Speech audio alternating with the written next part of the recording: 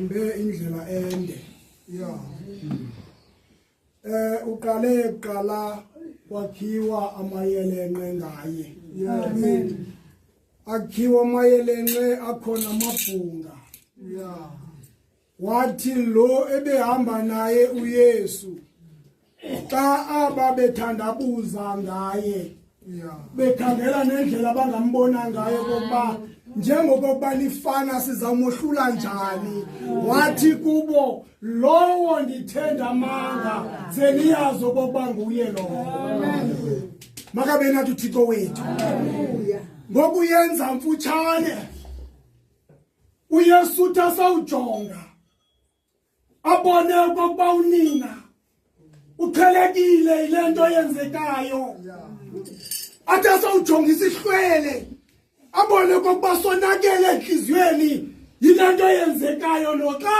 ibithethiwe kokubiza kwenzeka kwithuba elingaphambili athi xa ibajonga athi kubo mfazi musalukulila zilileleni nina kunye nabantwana benu kuba xa kunje kumthomanzi kobeka phina kowomileyo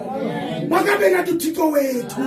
wathi sawuphosa amehlo wababona abantu kokuba bathokombisile wakhala ngelizwi elikhulu wathi Eli Eli lama sabakathana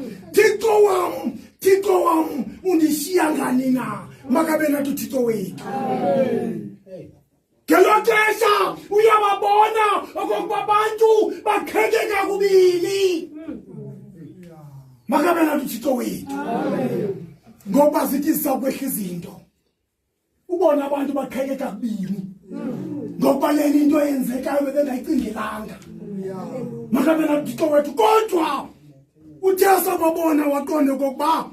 makabomeleze ngokukhwaza ngelizwi elikhulu makabe nathi uThixo wethu inkosi sisikelele ukufunda kwelizwi lawo nangona phakathi amen.